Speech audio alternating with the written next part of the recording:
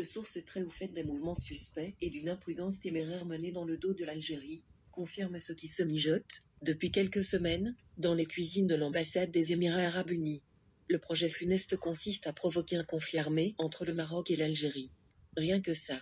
En effet, apprend-on de sources fiables, l'attaché militaire émirati à Alger multiplie depuis quelque temps les contacts auprès de chancelleries étrangères occidentales, dans le but de nuire au pays qui l'a accueilli.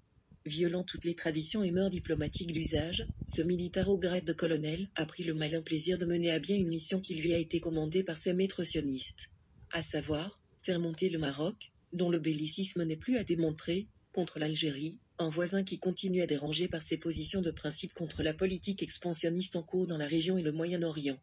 À travers ses manœuvres machiavéliques, Abu Dhabi cherche à envenimer davantage la situation dans la région, au moment où l'Algérie se retrouve dans une ceinture de feu, dont la récente crise née au Niger, et l'épisode de Najla El Mangouche en Libye n'augure rien de bon. C'est le cas de le dire, sinon comment expliquer le fait que les Émirats continuent à fournir armes et munitions au royaume marocain, si ce n'est dans le but de pousser à l'escalade militaire dont l'entité sioniste en tire les ficelles? En effet, dans un contexte marqué par un regain d'intérêt sioniste, qui avance ses pions dans la région et même en Afrique, dont l'instance dirigeante a failli de justesse être noyautée par les agents du Mossad, contre laquelle l'action diplomatique de l'Algérie était salutaire, les Émirats se sont proposés volontiers pour faire le sale boulot au profit du camp des normalisateurs, qu'ils ont rallié. Cet énième coup de poignard dans le dos n'est pas le premier, pour croire à un acte isolé. Bien au contraire, cela fait plusieurs mois que les Émirats cherchent à nuire à l'Algérie dans une série interminable de manœuvres menées en sous-sol.